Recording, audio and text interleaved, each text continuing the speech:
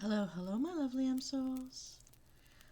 I know that I owe you a few tucking in chills, and I thought today, why not tell a story while we're in the bathtub having a good old soak? Nothing else me unwind and get ready for sleep than adding a little bath to my bedtime routines, or to soak my feet in a hot tub of water. It just helps the whole body calm down and de-stress. And I thought, well, let's give this a try. Got my fireplace on, got the room to myself, and I know some of you like to just hear me ramble. So why not hang out with me while you're in the bath, or just laying back in a comfortable position? And I'm going to read you something by Leo Tolstoy. It's called A Spark Neglected Burns the House, or Quench the Spark. Splish splash. And speaking of quenching, I raise my water. Here it is. Today it's going to be sparkling spring water. I don't know if you can hear that splish splashing around. Oh, here I am. I love my bubbles. And while you get ready, I'm going to drink to your health of mind. Don't forget to hydrate today. Some say, too, to help detox the body, while you're in a hot bath, have some tea. Don't put any sugar or milk in it, just the tea. Or some hot or cool water. And it helps. So let's give this a try. Bottoms up, everybody.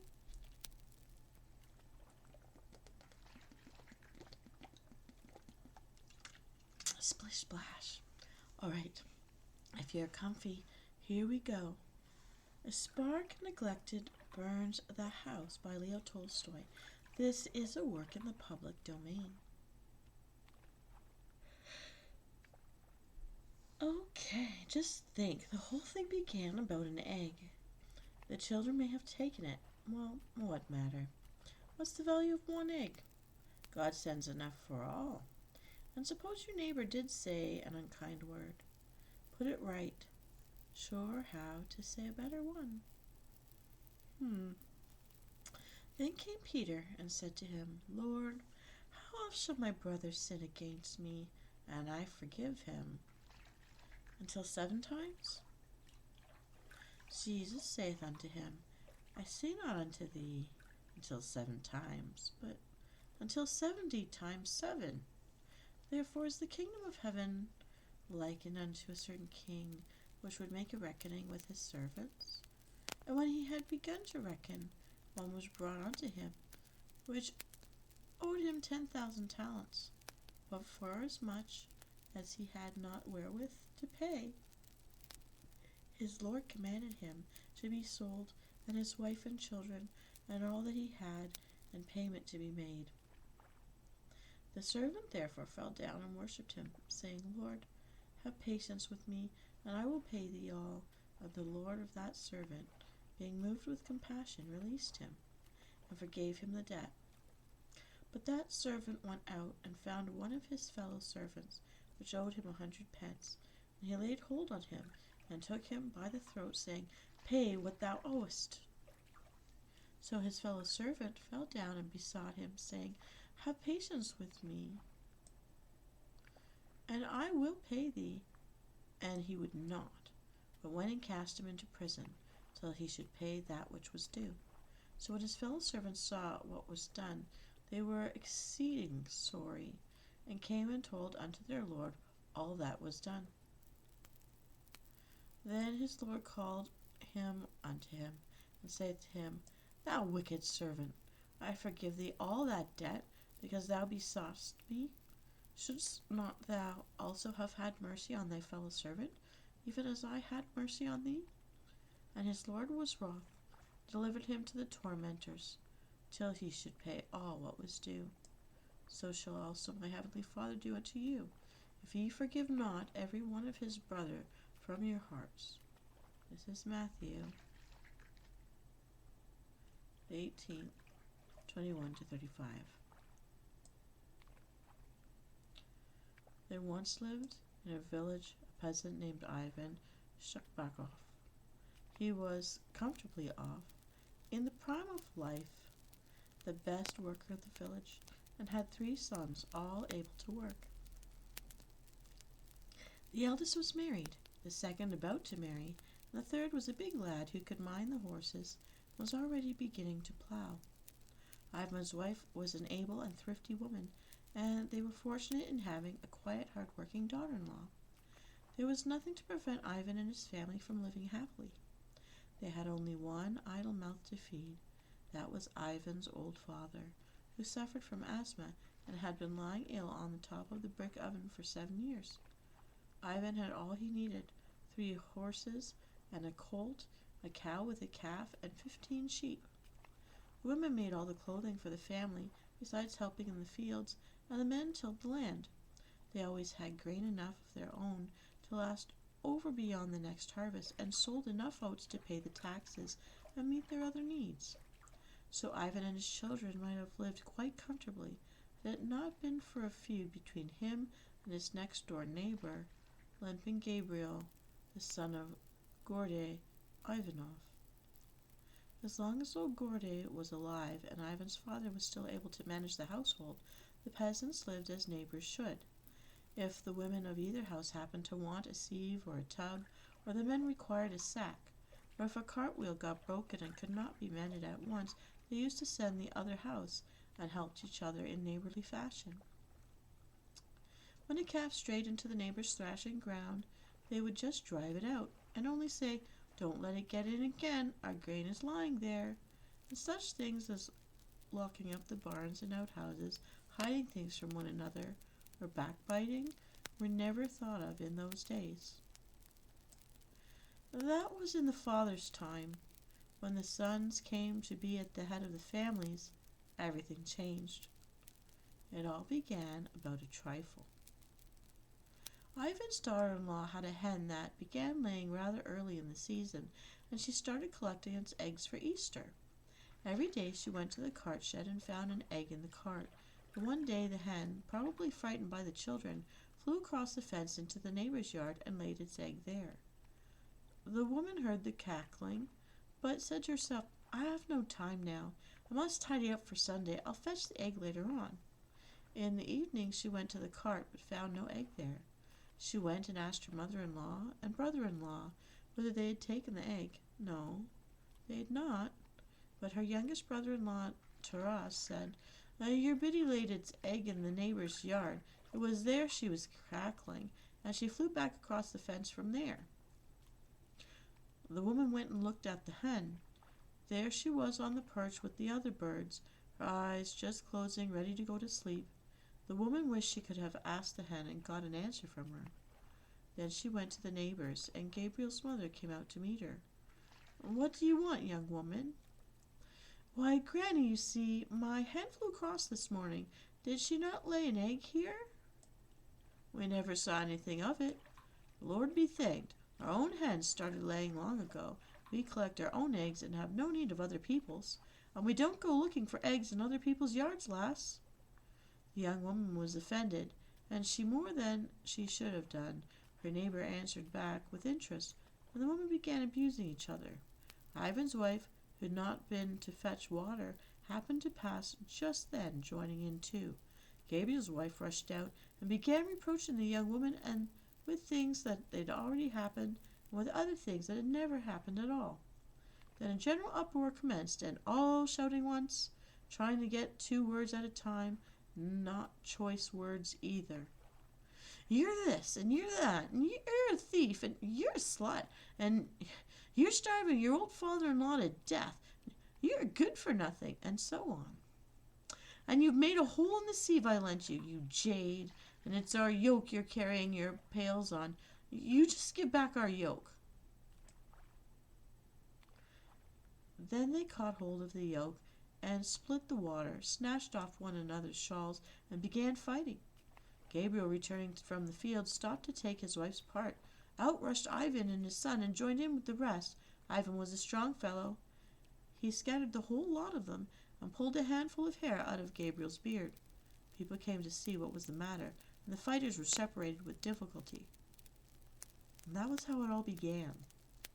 Gabriel wrapped the hair torn from his beard in a paper and went to the district court to have the law of Ivan.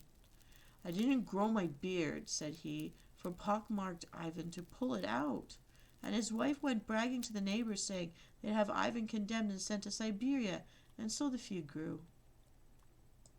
The old man, from where he lay on top of the oven, tried from the very first to persuade them to make peace, but they would not listen.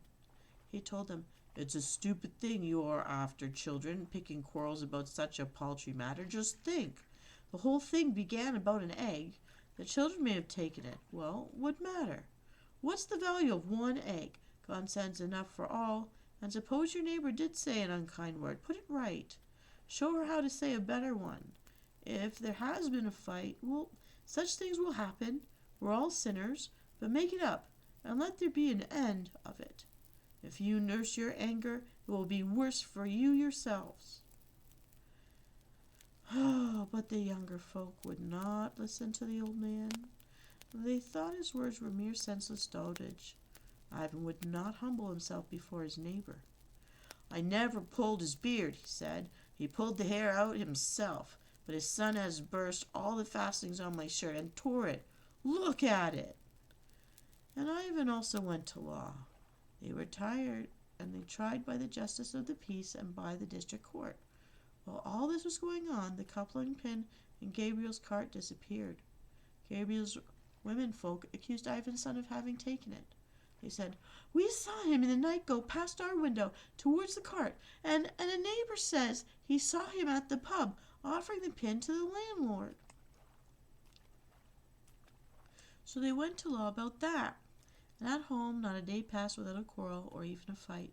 The children, too, abused one another, having learned to do so from their elders. And when the women happened to meet by the riverside, where they went to rinse off their clothes, their arms did not do as much wringing as their tongues did nagging, and every word was a bad one. At first the peasants only slandered one another, but afterwards they began in real earnest to snatch anything they could lay handy, and the children followed their example. Life became harder and harder for them. Ivan, Storytime, and limping Gabriel kept suing one another at the village assembly and the district court, and before the justice of the peace, until all the judges were tired of them. Now Gabriel got Ivan fined or imprisoned. Then Ivan did as much to Gabriel, and the more they spited each other and the angrier they grew, like dogs that attack one another and get more and more furious the longer they fight. You strike one dog from behind, and it thinks it's the other dog biting him, and gets still fiercer.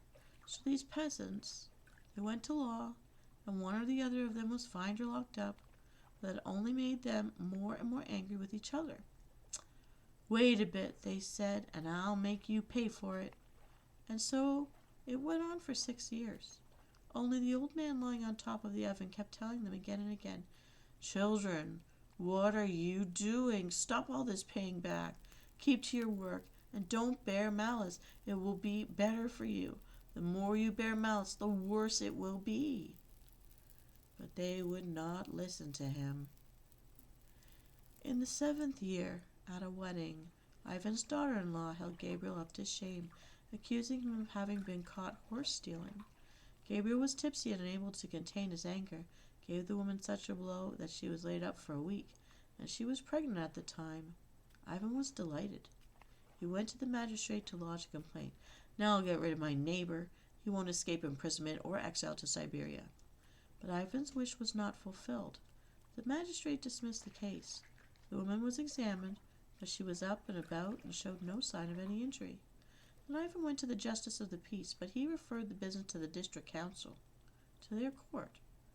Ivan bestirred himself, treated the clerk and the elder of the district court to a gallon of liquor, and got Gabriel condemned to be flogged. The sentence was read out to Gabriel by the clerk. "The court decrees that the peasant Gabriel Gorayev shall receive 20 lashes with a birch rod at the district court." Ivan, too, heard the sentence read, and looked at Gabriel to see how he would take it. Gabriel grew pale as a sheet, and turned around and went out into the passage. Ivan followed him. meaning to see to the house, and he overheard Gabriel say, "Very well, he will have my back flogged. That will make it burn, but something of his may burn worse than that." Hearing these words, Ivan at once went back to the court and said, "Upright judges, he threatens to set my house on fire. Listen, he said it in the presence of witnesses." Gabriel was recalled. "Is it true that you said this?" "I haven't said anything. Flog me, since you have the power. It seems that I alone am to suffer, and all for being in the right, while he is allowed to do as he likes." Gabriel wished to say something more, but his lips and cheeks quivered, and he turned towards the wall. Even the officials were frightened by his looks. He may do some mischief to himself or to his neighbor, thought they. Then the old judge said, "Look here, my men, you'd better be reasonable and make it up. Was it right of you, friend Gabriel, to strike a pregnant woman? It was lucky it passed off so well, but think what might have happened. Was it right? You had better confess and beg his pardon, and he will forgive you, and we will alter the sentence." The clerk heard these words and remarked, "That's impossible under Statute 117. An agreement between the parties not having been arrived at, the decision of the court has been pronounced and must be executed." But the judge would not listen to the clerk. "Keep your tongue still, my friend," he said. "The first of all laws is to obey God, who loves peace." And the judge began again to persuade the peasants, but could not succeed. Gabriel would not listen to him. "I shall be 50 next year," said he, "and have a married son, and have never been flogged in my life. And now that pockmarked Ivan has me condemned to be flogged, and am I to go to ask his forgiveness? No, I've borne enough. Ivan shall have cause to remember me." Again Gabriel's voice quivered, and he could say no more, but turned round and went out. It was 7 miles from the court to the village, and it was getting late when Ivan reached home. He unharnessed his horse, put it up for the night, and entered the cottage. No one was there. The women had already gone to drive the cattle in, and the young fellows were not yet back from the fields. Ivan went in and sat down, thinking. He remembered how Gabriel had listened to the sentence, and how pale he had become, and now he had turned to the wall. And Ivan's heart grew heavy. He thought how he himself would feel if he were sentenced, and he pitied Gabriel. Then he heard his old father up on the oven cough, and saw him sit up, lower his legs, and scramble down. The old man dragged himself slowly to his seat and sat down. He was quite tired out with the exertion, and coughed a long time till he had cleared his throat. Then, leaning against the table, he said, "Well, has he been condemned?" "Yes, to 20 strokes with the rods," answered Ivan. The old man shook his head. "A bad business," he said. "You're doing wrong, Ivan. It's very bad. Not for him so much as for yourself." "Well, they'll flog him, but will that do you any good?" "He'll not do it again," said Ivan. "What is it he'll not do again? What has he done worse than you?" "Well, I think of the harm he has done me," said Ivan. "He nearly killed my wife, and now he's threatening to burn us up. Am I to thank him for it?" The old man sighed and said, "You go about the wide world, Ivan, while I am lying on the oven all these years. So you think you see everything, and that I see nothing? Oh, lad, it's you that don't see. Malice blinds you. Others' sin are before your eyes, but your own are behind your back." "He's acted badly. What a thing to say! If he were the only one to act badly, how could strife exist? Is strife among men ever bred by one alone? Strife is always between two. His badness you see, but your own you don't. If he were bad, but you were good, there would be no strife. Who pulled the hair out of his beard? Who spoiled his haystack? Who dragged him to the law court? Yet you put it all on him. You live a bad life yourself, and what is wrong? It's not the way I used to live, lad, and it's not the way I taught you. Is that the way his old father and I used to live? How did we live? Why, as neighbours should. If he happened to run out of flour, one of the women could come across. 'Uncle Troll, we want some flour. Go to the barn, dear,' I'd say. 'Take what you need.' If he'd no one to take his horses to pasture, go, Ivan, I'd say, and look after his horses. And if I was short of anything, I'd go to him. Uncle Gourdet, I'd say, I want so-and-so. Take it, Uncle Troll. That's how it was between us, and we had an easy time of it. But now, come on, son. That soldier the other day was telling us about the fight in Plevna. Why, there's war between you worse than any Plevna.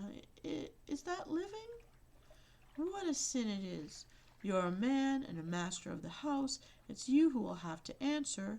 What are you teaching the women and the children? To snarl and snap? Why, the other day, Traska, the greenhorn, was swearing at neighbor Irene, calling her names, and his mother listened and laughed. Is that right? Is it you will have to answer? Think of your soul. Is this all as it should be? You threw a word at me, and I give you two in return. You give me a blow, I give you two. No, lad. Christ, when he walked on earth, taught us fools something very different. If you get a hard word from anyone, keep silent, and his own conscience will accuse him. That is what our Lord taught. If you get a slap, turn the other cheek. Here, beat me, if that's what I deserve, and his own conscience will rebuke him. He will soften, and you will listen. He'll listen to you. That's the way he taught us, not to be proud. Why don't you speak? Isn't it as I say? Ivan sat silent and listened. The old man coughed, and having with difficulty cleared his throat, began again.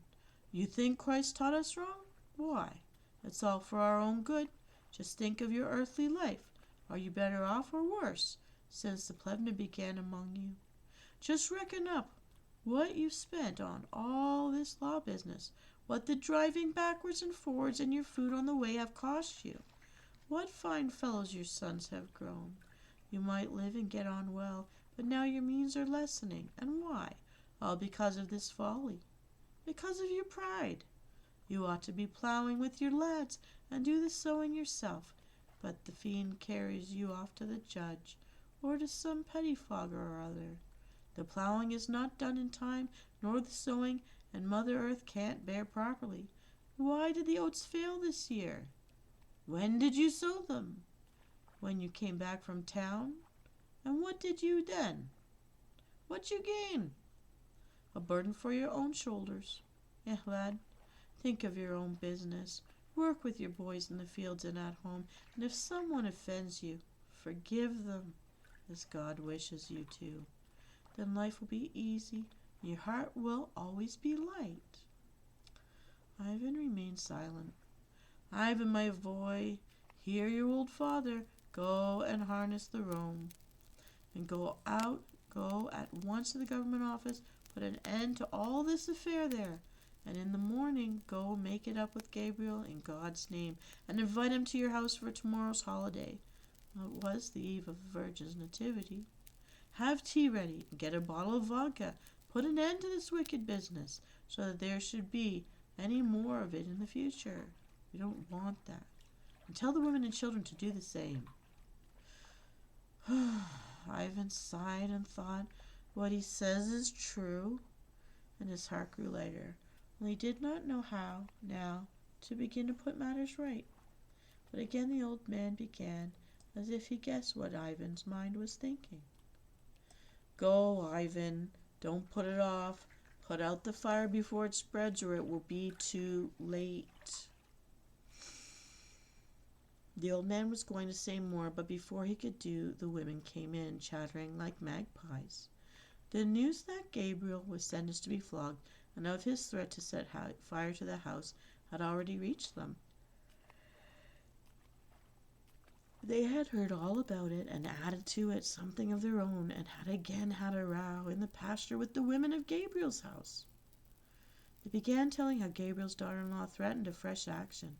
Gabriel had got the right side of the examining magistrate, who would now turn the whole affair upside down, and the schoolmaster was writing out another petition to the Tsar himself, this time about Ivan, and everything was in the petition, all about the coupling pin and the kitchen garden, and so that half of Ivan's homestead would be theirs soon. Ivan heard what they were saying, and his heart grew cold again, and he gave up the thought of making peace with Gabriel. In a farmstead, there's always plenty for the master to do. Ivan did not stop to talk to the women, but went out to the threshing floor and to the barn.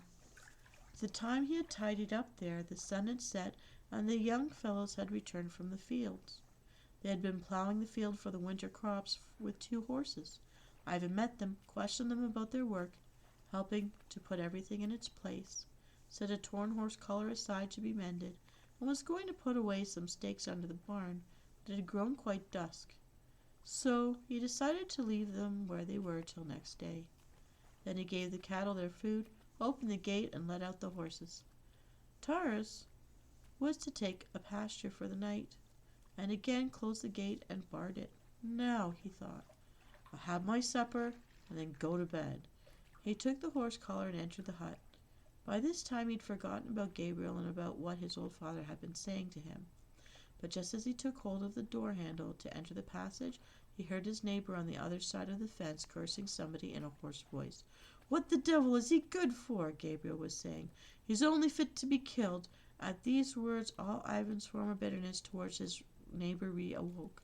He stood listening while Gabriel scolded, and then, when he stopped, Ivan went into the hut. There was a light inside. His daughter-in-law sat spinning. His wife was getting supper ready. His eldest son was making straps for bark shoes. His second sat near the table with a book, and Taras was getting ready to go out to pasture the horses for the night. Everything in the hut would have been pleasant and bright, but for that plague, a bad neighbor. Ivan entered, sullen and cross, threw the cat down from the bench, and scolded the women for putting the slop pail in the wrong place. He felt despondent and sat down, frowning, to mend the horse collar. Gabriel's words kept ringing in his ears, his threat at the law court, and what he had just been shouting in a hoarse voice about someone who was only fit to be killed. His wife gave Taras his supper, and having eaten it, Taras put on an old sheepskin and another coat, tied a sash round his waist, took some bread with him, and went out to the horses. His eldest brother was going to see him off, but Ivan himself rose instead and went out into the porch. It had grown quite dark outside. Clouds had gathered, and the wind had risen. Ivan went down the steps, helped his boy to mount, started the foal after him, and stood listening while Taras rode down the village and was there joined by the other lads with their horses. Ivan waited until they were all out of sight and all out of hearing range. As he stood there by the gate, he could not get Gabriel's words out of his head. "Mind that something of yours does not burn worse." "He's desperate," thought Ivan.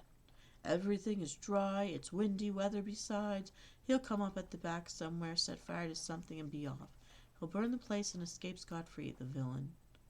There now, if one could but catch him in the act, he'd not get off then." And the thought fixed itself so firmly in his mind that he did not go up the steps, but went out into the street and around the corner. "I'll just walk around the buildings. Who can tell what he's after?"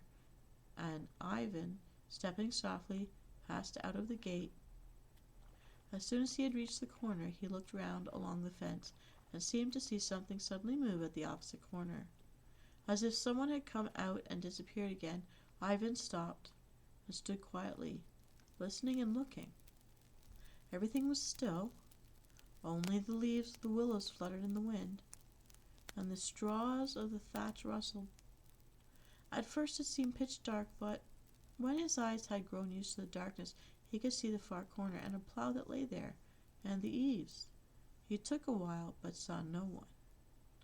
"I suppose it was a mistake," thought Ivan, "but still I will go round." And Ivan went stealthily along the shed. He stepped so softly in his bark shoes that he had not hear his own footsteps.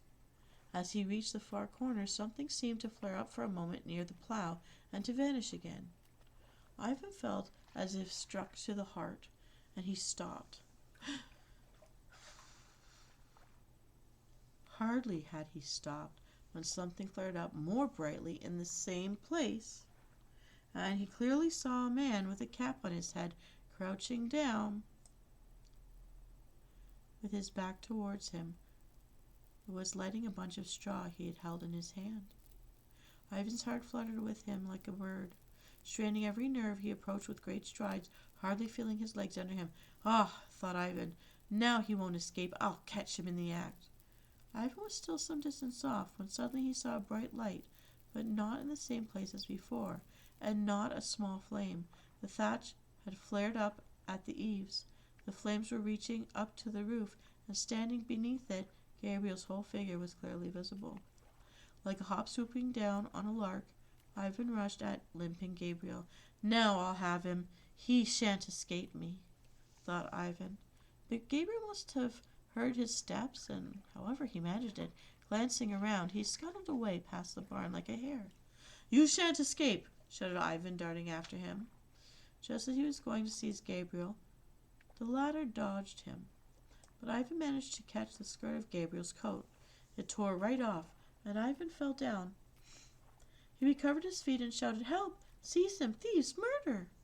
Ran on again, but meanwhile Gabriel had reached his own gate. There Ivan overtook him and was about to seize him when something struck Ivan a stunning blow, as though a stone had hit his temple, quite deafening him. It was Gabriel who, seizing an oak wedge that lay near the gate, had struck out with all his might. Ivan was stunned. Sparks flew before his eyes, then all grew dark and he staggered. When he came to his senses, Gabriel was no longer there. It was as light as day, and from the side where his homestead was, something roared and crackled like an engine at work. Ivan turned round and saw that his back shed was all ablaze, and the side shed had also caught fire, and flames of smoke and bits of burning straw mixed with the smoke were being driven towards his hut. "What is this, friends?" cried Ivan, lifting his arms and striking his thighs. "Why, all I had to do was just to snatch it out from under the eaves and trample on it. What is this, friends?" He kept repeating. He wished to shout, but his breath failed him. His voice was gone. He wanted to run, but his legs would not obey him, and got in each other's way. He moved slowly, but again staggering, and again his breath failed. He stood still till he had regained breath, and then went on. Before he had got round the back of the shed to reach the fire, the side shed was also all ablaze, and the corner of the hut and the covered gateway had caught fire as well. The flames were leaping out of the hut, and it was impossible to get into the yard. A large crowd had collected, but nothing could be done. The neighbours were carrying their belongings out of their houses and driving the cattle out of their sheds. After Ivan's house, Gabriel's also caught fire. Then, the wind rising, the flames spread to the other side of the street, and half the village was burned down.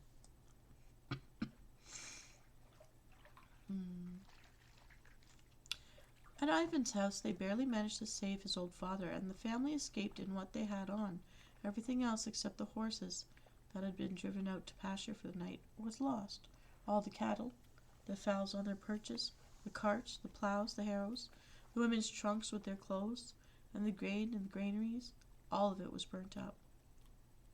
At Gabriel's, the cattle were driven out, and had a few things saved from his house. The fire lasted all night.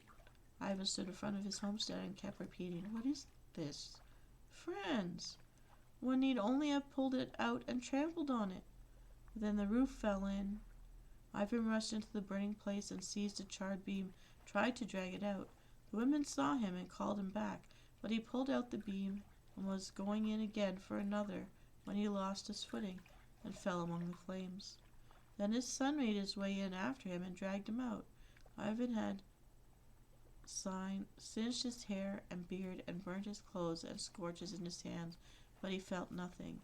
"His grief has stupefied him," said the people, the fire burning itself out.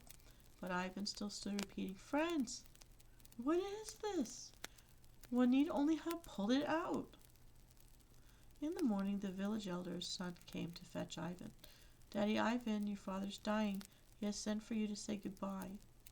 Ivan had forgotten about his father, did not understand what was being said to him. "What father?" he said. "Whom has he sent for?" "He sent for you to say goodbye. He's dying in our cottage. Come along, Daddy Ivan," said the elder son, pulling him by the arm, and Ivan followed the lad. When he was being carried out of the hut, some burning straw had fallen on to the old man and burned him, and he had been taken to the village elders in the farther part of the village, which was where the fire did not reach. When Ivan came to see his father, there was only the elder's wife in the hut, besides some little children on the top of the oven. All the rest were still at the fire. The old man, who was lying on a bench holding a wax candle in his hand, kept turning his eyes towards the door. When his son entered, he moved a little. The old woman went up to him and told him that his son had come. He asked to have him brought nearer, and Ivan came closer. "What did I tell you, Ivan?" began the old man. "Who has burnt down the village?" "It was he, father," Ivan answered. "I caught him in the act. I saw him show the firebrand into the thatch. I might have pulled away the burning straw and stamped it out, and then nothing would have happened." "Ivan," said the old man, "I am dying, and you in your turn will have to face death. Who is the sin? Whose is the sin?" Ivan gazed at his father in silence, unable to utter a word. "Now before God, say whose is the sin. What did I tell you?" Only then Ivan came to his senses and understood it all. He sniffed and said, "Mine, father." And he fell on his knees before his father, saying, "Forgive me, father. I am guilty before you and before God." The old man moved his hands, changed the candle from his right hand to his left, and tried to lift his right hand to his forehead to cross himself, but could not do it and stopped. Praise the Lord, he said, and again he turned his eyes towards his son. "Ivan, I say, Ivan." "What, father?" "What must you do now?" Ivan was weeping. "I don't know how we are to live now, father." The old man closed his eyes, moved his lips as if to gather strength, and opening his eyes again said, "You'll manage. If you obey God's will, you'll manage." He paused and smiled and said, "Mind, Ivan, don't tell who started the fire. Hide another man's sin, and God will forgive two of yours." And the old man took the candle in both hands, folded them on his breast, sighed, stretched out, and died. Ivan did not say anything against Gabriel. No one knew what had caused the fire. And Ivan's anger against Gabriel passed away. Gabriel wondered that Ivan did not tell anybody. At first Gabriel felt afraid, but after a while he got used to it. The men left off quarreling, and then their families left off also. While rebuilding their huts, both families lived in one house. When the village was rebuilt and they might have moved farther apart, Ivan and Gabriel built next to each other and remained neighbors as before. They lived as good neighbors should. Ivan Shcherbakov remembered his old father's command to obey God's law and quench a fire at the first spark. And if anyone does him an injury, he now tries not to revenge himself, but rather to set matters right again. And if anyone gives him a bad word, instead of giving a worse in return, he tries to teach the other not to use evil words. And so he teaches his womenfolk and children. And Ivan Shcherbakov has got on his feet again, and now lives even better than he did before. The story was from 1885. Well, splish splash, Msouls, I hope you enjoyed this very different kind of a story. I think I like Quench the Spark as a title better. Well, that is it for our bath time evening by the fire. I hope that you are getting your studying in, having your peaceful time for yourself, and I hope you found the story interesting.